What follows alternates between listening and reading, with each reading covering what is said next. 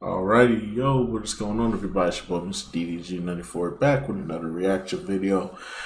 And today we're going to react to the rise and fall, rise again of FILAs. Well, sadly, FILAs has fallen off again. So, sadly, it's falling off again. It's not popping like it was. It's not 2019, 2020. I know that little time frame we was rocking the FILAs. I ain't gonna lie, I got a pair in the closet. I don't feel like getting them though. Matter of fact, hold on. Let me find them real quick. Okay, hold on. Here we go, right here. Wow. Hopefully y'all can see them. Yeah, these are FILAs. I ain't wore these, and it's the only two pair I got.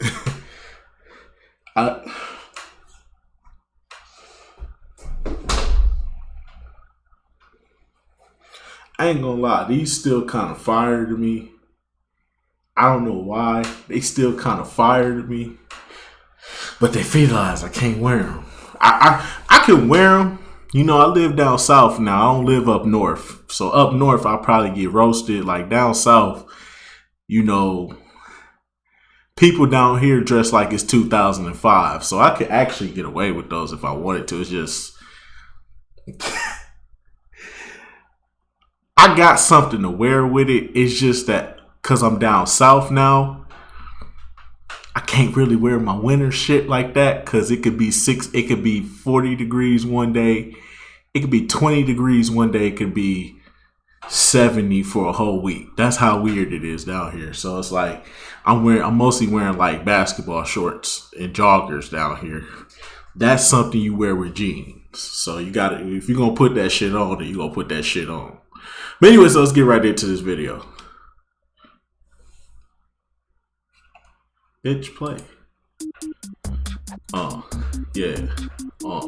Yeah. I made this video about Champion. They're a clothing brand that was really big in the 1980s and 1990s, became virtually non-existent soon after, and then almost decades later somehow made this huge comeback. Facts. It's an interesting story, and there's another shout out to Champion. Champion's still popping though. The FILAs. I've seen all these comments saying that I should make a video about them, and I'll admit, you've got me interested. In 1996, FILA was the third largest athletic shoe brand in the world, and the second largest in basketball shoe sales behind only Nike. Shout out to Jerry Stackhouse, Jamal Mashburn, and Grant Hill. Shout out to them three. They put this company on the map. It sounds strange. I'm guessing it does to many of you too. So we have all of these questions, like how did they get to that point, and what happened to them, and how have they been making this comeback, seemingly out of nowhere? So let's take a look at it. I have to start by saying this is a complex company. I ain't gonna lie. FILA always makes these random comebacks. I don't really know how to explain it, bruh. But FILAs always make a comeback for some odd reason. And it be so random, bruh. I don't know how to explain it. But FILAs always make these random comebacks. I never forget, bro, when I was in middle school, bro. I was in middle school. This is like 2006, 2007. This is around that time frame. I'm in the 6th grade, right? Nigga, everybody was wearing them $20 FILAs you can get at City Trends. Y'all know the ones I'm talking about too. Y'all know what I'm talking about too. Hold on, let me find them real quick. Let's see here.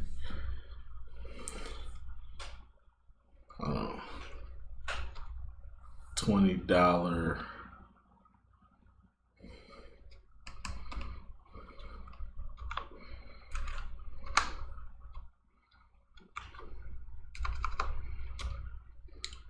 FILA.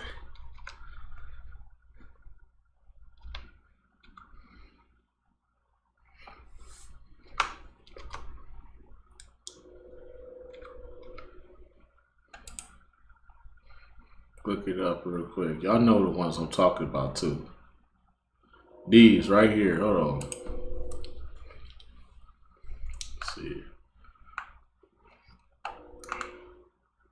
Y'all know exactly the ones I'm talking about too. These right here, bow right here. These FILAs right here. These FILAs right here.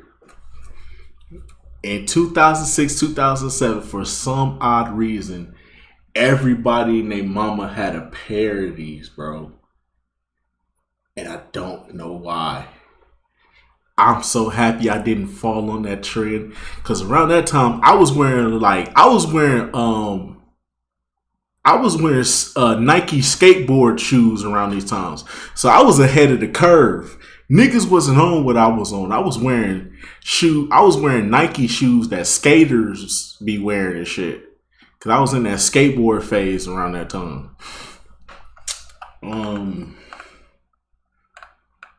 Yeah, them shoes. I'm trying to find like a better. These right here. Well, I'm trying to find the ones. Let me see real quick. Hold on.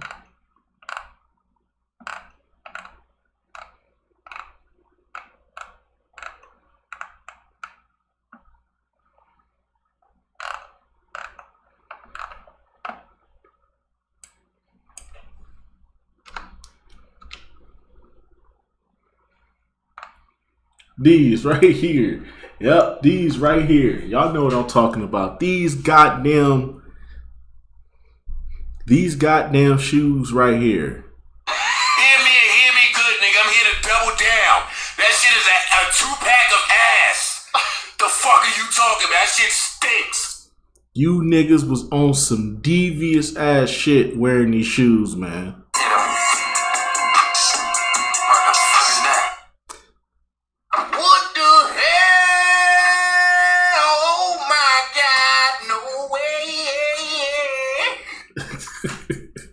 Come on, man. Y'all niggas was devious for wearing these devious ass shoes. Y'all know what y'all was doing too. Wearing these devious ass shoes. Y'all niggas was on demon time with these. Hey, some of y'all niggas had the audacity to wear the suede version of these shoes. Nigga, what was going on?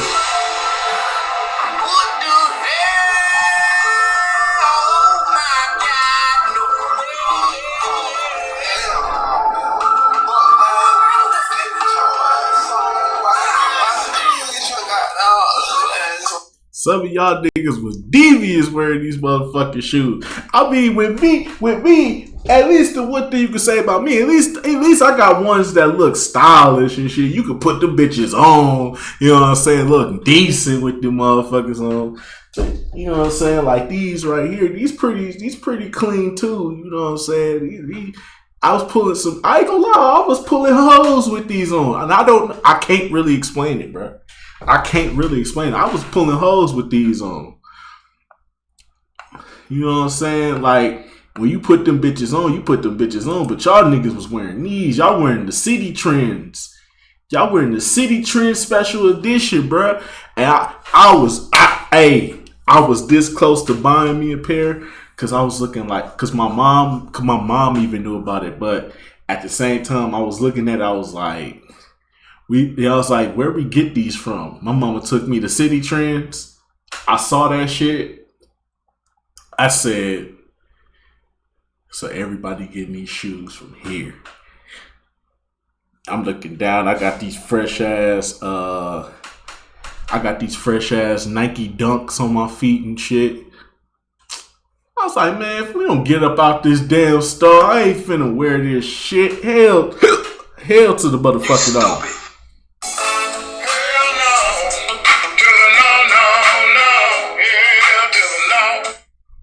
Hell no, I ain't wearing these motherfucking shoes, man. Y'all got me fucked up. I wish I would wear the motherfucking shoes. Y'all got me fucked up, dog. I ain't wearing that shit. And then I started roasting niggas the next day. I think that's really why niggas stopped wearing the shoes. Because I exposed where they was getting them from. Because everybody in the school had them shoes on, bro. Niggas was on demon time, bro.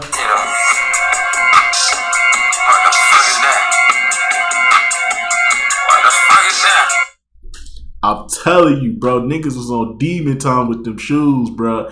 And I was roasting niggas because niggas couldn't say nothing because I had some clean ass Nikes on. Niggas couldn't say nothing about me. I was clean with my shit.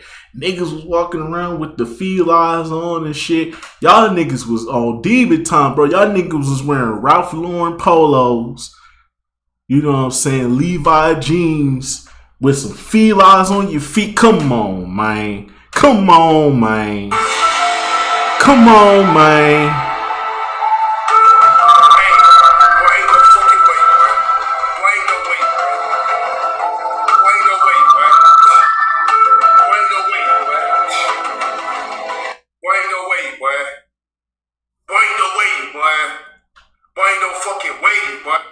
Ain't no fucking way y'all was out here.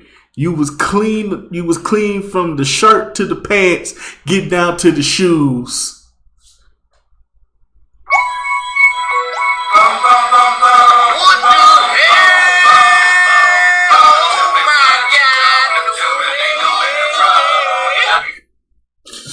Let me rub. Let me plug, plug, plug. Take them off there, boy. Take them damn shoes off, man. What the fuck was y'all doing? They operate in 70 countries around the world, most of which utilize these regional licensing deals, meaning how FILA is represented and marketed can vary from country to country. The ownership has been changing quite a bit over the years. It used to be based in Italy, and now it's based in South Korea. What? More importantly, their biggest market has been forever changing. It has switched from Italy to the United States, to other parts of Europe, over to South Korea, and then recently there's been a big push back to the United States and China. It is all over the place, which makes it tricky to give information that accurately represents the entirety of the FILA. It's the culture, bruh. FILAs is part of the culture, man. I'm telling you, dog, that 2009, that 2019, 2020 year frame, y'all niggas was rock. We was all rocking. I ain't gonna lie. I fell for the trend. I fell for the trend. Proof is right here. I fell for the trend, my nigga. I fell for it, but I ain't gonna lie though. I could put that shit on, nigga. Listen, bro, I got a couple outfits. I could put that shit on, nigga. Y'all got me fucked up. FILA brand. I mean, the currency conversions alone, and then they bought this billion-dollar golf company back in 2011, which further complicates things. So I'm gonna try to keep it all simple, but just keep that in mind. Here's some basic sales numbers that I think do a good job in representing all of these rises and falls. In 1997, they had sales of $1.4 billion. Damn. By 2003, that was down to $792 million. Damn. Which is almost cut in half. Damn. Moving ahead to 2016, it was not much different, but then by 2018 they were up to 2.51. I'm telling you, bruh, when Champion came back, FILAs came back, and there's no way to explain it, bruh. Like I said, y'all niggas be pushing shit that just come out the random, bro. FILA was Champion came back in 2017. FILAs came back right after it. Now, I was waiting for FUBU to come back. I'm an advocate. I want FUBU to come back. I don't want FUBU back in style. I want to rock FUBU Platinum again, nigga. I want to rock some FUBU Platinum, nigga. I want to work the Fat Albert hoodies with the Fat Albert sweatpants. I want to rock all that shit again, bro. I want to take it back to the 99 to the 2000s. You heard me, Water? I'm trying to take it back to them times, bruh. Oh, man, where the FUBU Platinum at with the denim jacket? Put that bitch on, put some chains on. Ooh! Come on, man. We need to bring FUBU back, man. Come on, man. As I said, there's a lot of factors surrounding this, but it illustrates that the rising period was before 1997, the falling period was between 1997 and 2003, and the comeback started right around 2016. So let's try to provide some meaning behind these numbers. FILA actually goes back over 100 years. The company started back in 1911 by the FILA brothers over in Italy, but honestly, for the first 60 plus years... You want to think what I know when you know what I think happened around 2016, 2017, 2018. That's when all them dope boys from the 90s was getting out of jail. Real talk. Think about it though. A lot of the dope boys from the 90s, early 2000s got out around that time. And they came back outside wearing that same shit. Walking down the block with that same shit on. Somebody probably saw that shit and was like, damn, that nigga look fly as hell in that FILA shit, man. I might have to rock that, bro. I'm telling you, bro. It had to be, bro. It's some type of coincidence to why FILAs came back, bro. It's gotta be, bro. There's really nothing relevant that happened. They were comparatively It's much gotta lighter. be, They bro. made knitwear that you would wear under your clothing. It was not meant to be worn on the outside, so no one would even see it. And when that's the case, I'd say the brand is significantly less important. 1974 is when things changed. They started making athletic clothing and hired this new managing director to try to make a name for their brand. Their vision at the time was to become more of an upper scale sportswear brand. They weren't concerned with basketball or football. They instead set their focus on these higher end sports. I don't know what you want to call them, but skiing, tennis, golf. I guess you could say the white people sports. That's what they're called. They're called white people sports. The first time they drew real attention was in 1975 when they signed this endorsement deal with Bjorn Borg, which is one of the most popular tennis players of all time. The deal was big in that it helped them get their foot in the door to the tennis community. It was followed by other endorsements, and for the next 15 years, they were mostly considered a higher-end brand for tennis players. To maintain their image, FILA refused to sell their brand at lower-end retailers. It was exclusive to Nordstrom and Macy's and places like that. Then in 1988, they had some issues with their inventory, and it led to a bunch of FILA clothing being sold in the United States at a discount, which is not good for a luxury brand. It makes people perceive it as cheaper, and it makes them less willing to pay that premium for it. Now, I can't confirm there's a direct relation here, but I feel there is. With the brand losing a little bit of its value, it made it more accessible for people with lower incomes. Maybe in the past, someone aspired to buy some FILA clothing, and now that it was more accessible, they were finally able to. Oh yeah, a lot of them niggas from the 80s and the 90s, they'll tell you, bro, FILA was that brand, bro. FILA was that brand, bro. If you ain't had that FILA on, because everybody had Nike, everybody had Jordans. Everybody had Nike. Everybody had Reebok. Everybody was rocking Champion hoodies and stuff like that. But that FILAs though, that FILA track jacket, my nigga.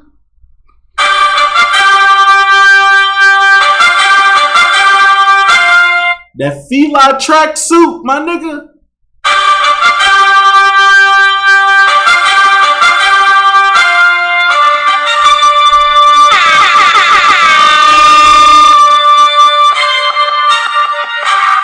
You had to have it. That's what all the old heads told me, man. They said, boy, you had to have that. Shit, I got a couple of baby pictures of me in a full FILA tracksuit. I was putting that shit on as a baby, man. I was fresh to death as a baby, man. You know what I'm saying? I'm 2 years old. I got a full FILA outfit on, bruh. I'm FILA from the shirt to the shorts to the shoes. 2 years old, walking around, little badass boy. I had a shirt similar to the one you see on the screen, but it was like it put the blue where the white is, and let the t-shirt be white. You would have what I had, but my shorts was this color though, and I had some all white FILAs on. I was putting that shit on, bro. 2 years old, I was putting that shit on. I say that's the case because starting at about 1990, the FILA brand started gaining a lot of popularity in the urban community and among casual basketball players. Oh yeah, FILAs was in the hood, bro. That was the dope boy uniform. Dope boys was out there on the street rocking that shit. That was for the dope boys, my nigga. What you talking about? That was the dope boy outfit.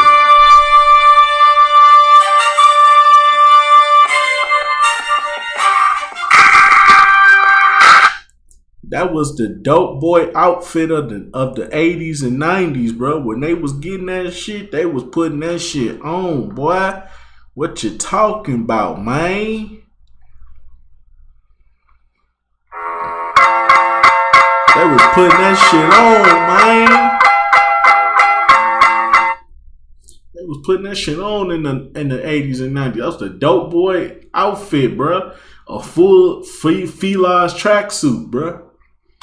Again, With it's some a bit of Jordans. speculation, but I think they accidentally started attracting this demographic, and once they learned what was happening, they started taking advantage of it. That was the start of it, and throughout the first half of the 1990s, they transformed from an elite European tennis brand to a more accessible American basketball and general sports brand. Considering how important shoes are in the basketball community, they also made a big shift toward the shoe market, which was now responsible for over half of their sales. Overall revenue grew 15 times larger over this time, and they were making a profit too. I would say FILA was on top of the world. In 1994, they took a chance by making a big endorsement deal with a promising young player entering the NBA named Grant Hill. In 1994, which helped propel the sales of the FILA shoes.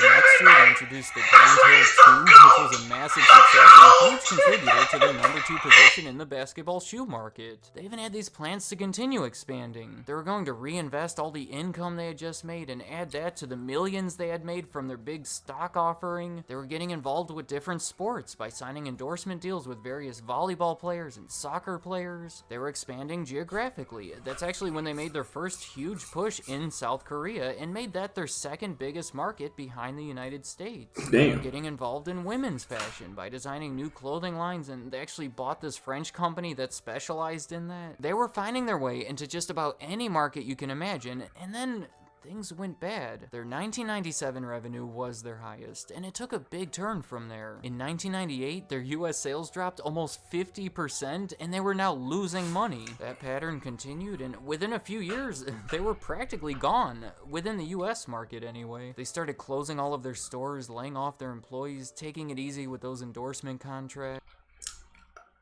I don't know what happened around 1997 or 1998.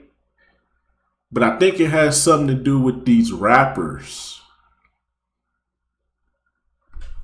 Could be. Just saying. Around this time, this is when rappers started coming out with their own clothing brands and FILAs. People wasn't fucking with FILAs around this time. You know what I'm saying? You got Rockaware. You got Master P, you got Snoop Dogg with his own clothing line, and then you had other clothing lines out there at the time. You had And1,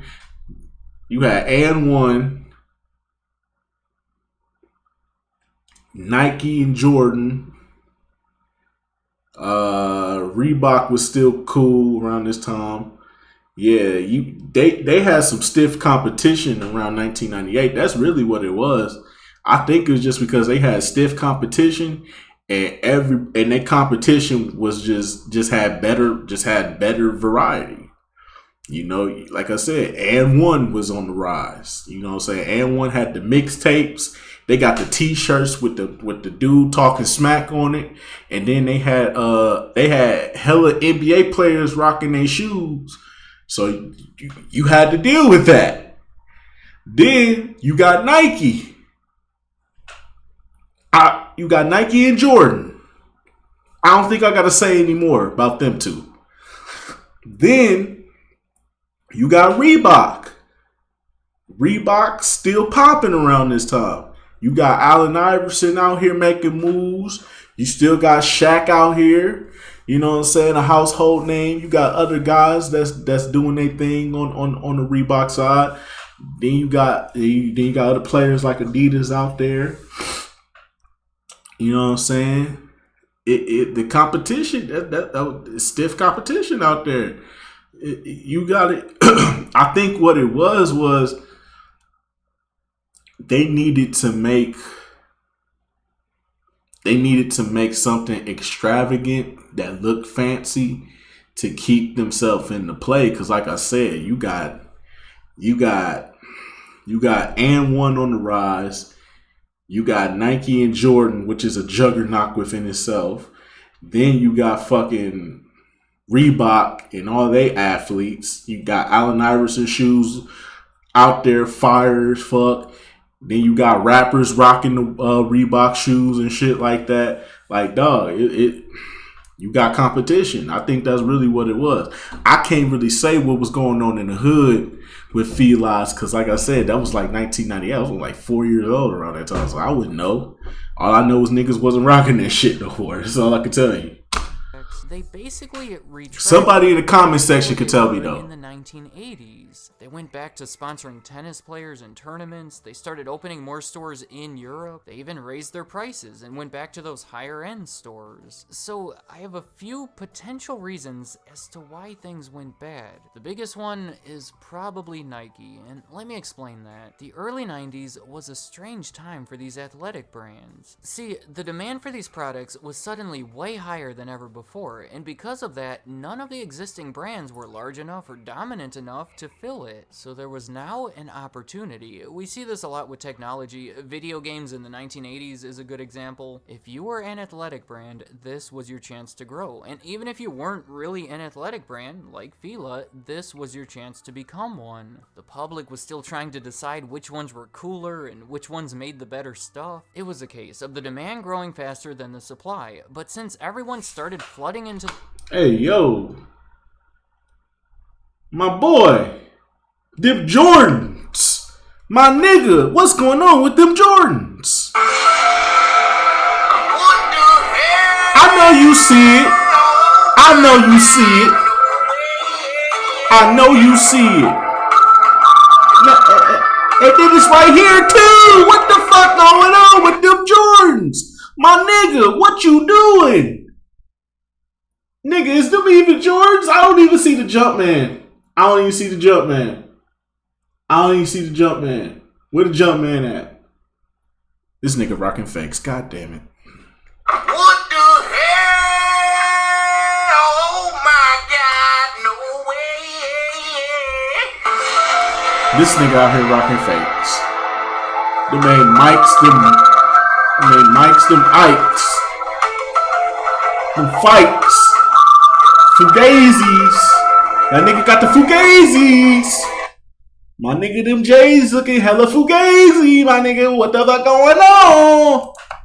To the market, eventually the supply caught up, which can be bad news for some of the suppliers, because in the late 1990s, it was sort of becoming a survival of the fittest type situation, and FILA didn't rise to that occasion. And I think we all know Nike was the big one to come out of it. My second reason is they were becoming too diversified. I talked about how many different markets they were trying to be a part of, and maybe they weren't ready for all of it. I suspect that if they had invested all of their money and attention into one market, like the NBA, for example, they might have made it there. But since they instead chose to put a little bit of money into a bunch of different areas, they didn't really win any of them. And then for my final reason, I'm gonna say that Grant Hill did not help things very much from this point. Looking at the biggest NBA player endorsements of the 1990s, Nike had Michael Jordan, which is hard to compete with. Reebok had Shaq, which is also hard to compete with. FILA had Grant Hill, which...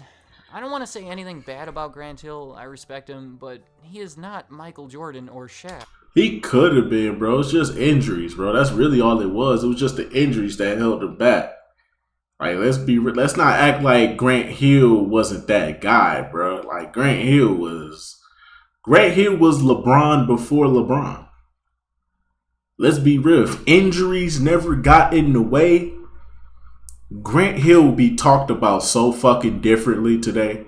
We would be looking at Grant Hill how we look at, I don't know if he would have won any championships, but we would probably look at Grant Hill the same way we look at guys like Tracy McGrady, Vince Carter, Paul Pierce,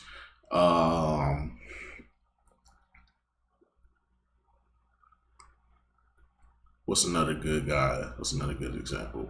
I can't say Kobe. Penny Hardaway before the injuries.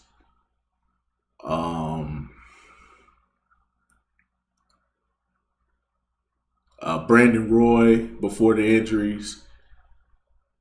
Yeah, he would be in that category with them guys, an elite fucking scorer. More than likely, Kevin Durant would probably have more comparisons to him if he was healthy, bro, throughout his entire career. Because Grant Hill was definitely that guy. I think it just injuries got in the way. In fact, in 1997, right about the time when things were taking a turn for FILA, they made this $80 million extension with Grant Hill to keep him endorsing their products for the next 7 years. As most NBA fans can tell you, 3 years later, he had a bad ankle injury that kept drawing him away from the game for years, and most would agree he never truly came back from it. So right at a time when FILA was struggling, it was not helpful to have their main basketball player sitting on the sideline. And it was probably FILA's fault why Grant Hill ankles got bad. Them terrible ass shoes y'all was making. That's really why niggas didn't want to wear y'all shit. Again, no disrespect to Grant Hill, but particularly after the year 2000, he probably was not the best player they could have chosen. Now, as far as the comeback, fashion brands are tricky. There's typically not one defining thing to point to explain their popularity, but I did put together 5 potential reasons behind it. The biggest reason may be the simplest. It's because they're from the 1990s. Nostalgia. Everything from the 90s is coming back. All them niggas that got locked up in the 90s got out of jail and brought that shit back. And since the FILA popularity happened to be isolated to the 90s, we all associate them with that time period. It's like people are looking for an excuse to bring something back from that time, and something like this is perfect. The second biggest reason, I would say, is their new leadership. It's this man from Korea, Jin Yoon, he goes by. He raised $400 million to buy the company back in 2007 when they were at a low point, and he's been dedicated to bringing them back ever since. He's made a bundle doing it too, because he currently owns 20% of it. He was the one most responsible for making them big in South Korea back in the 1990s when he actually worked for the company, and he just seems to have the dedication and desire to push them in the right direction. And then for the next reason, how about these partnerships? Rubchinsky. What? I'll admit, I'm not too trendy when it comes to fashion, but I guess he's influential, and he was one of the first ones to premiere a partnership with FILA in 2016. Along with other brands and designers that are doing similar things, it helps push them toward a younger demographic and just overall helps improve the public's perception of them. To go along with that last statement, we have celebrities that are now wearing FILA products, such as Kendall Jenner and Rihanna. Those are influential people that have a following. Yeah, that could be it too. That could be it too. Hey, cause Rihanna rocking that shit. Rihanna rocking that shit. Grant Hill. Honestly, I can't imagine this is too significant at this point, but I guess it comes full circle because in 2018 he signed a lifetime contract to endorse FILA. If anything, I would say this further supports the 90s comeback aspect to it because Grant Hill tends to be remembered as a 90s player, and anyone who was following back then likely associates him with the brand. Not to mention the re-release of the popular Grant Hill 2. I wouldn't buy him though. What do you think of my explanations? I know I keep saying it, but this is a tricky topic. So I want to ask, in your area, in your demographic, from your perception, how do you explain what's been happening with FILA? I can explain exactly what happened. The niggas that got locked up in the 90s got out in the 2015, 2016, 2017 time frame. They started rocking that shit. Then a couple celebrities started jocking that shit. And then FILA's was like, oh shit, niggas rocking our shit. And then everybody else started rocking that shit. But see, now that shit faded into obscurity. And another thing too, I want to point out too, that I'm starting to notice with these shoes that probably drew me to these in the first place. Make sure y'all can see these real good. Make sure y'all can see these right here. You know, they're kind of dirty. They've been sitting in the closet for so long. I ain't wore these shoes since 2020, bro. Like, I haven't worn these shoes since 2020, bro. I've not worn these shoes at all. But what I think it was is these shoes replicate designer shoes. I hate to say it, but these shoes kind of replicate designer shoes in a certain type of way, if you can look at it. I'm trying to make sure y'all can see it. So, like, let me break it down for you. This. Let me see if I can go back and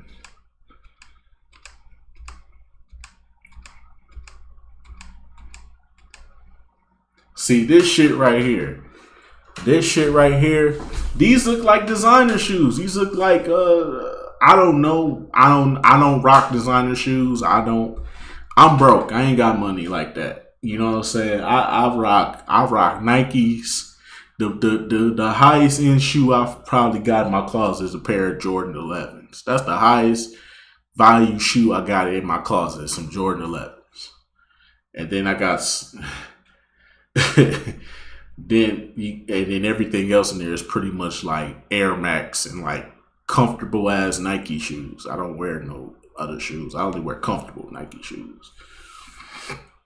But these look like designer shoes. If you look on the screen, these look like designer shoes. So if we being honest, they probably, due to the fact that they have a resemblance to designer shoes, I think that's why people was rocking them, especially when you consider the fact that they got the track suits and you want to rock the track suits with the shoes and got the whole fit rocking. And I think it's cool but it's like it's only a fad. That's why I didn't buy no track suits. I just bought the shoes. I was like, everybody else wearing FILAs. Let me rock these too. You know what I'm saying? Because these shoes do have resemblance to like high end designer shoes, like Balenciagas and all that shit. Dolce & Gabbana and all that shit. I don't know. I'm just throwing names out there. You know what I'm saying? You know, I know Balenciagas and shit like that look kind of similar to these and other shoes that you see on the screen. So I think that's really what it was. And then people started buying the Balenciagas and all that shit. So now it's like, you know what I'm saying? I think during the pandemic, everybody was getting money during the pandemic. So it was like, fuck it, I'm just finna buy these Balenciagas now. I'm finna have me some Balenciagas. Now everybody went from wearing something that looks similar to some Balenciagas to now they actually got a pair. So now it's like, shit, I ain't gotta wear. They got designer shoes in their closet, so now they don't gotta wear these FILAs no more. That's what I think happened.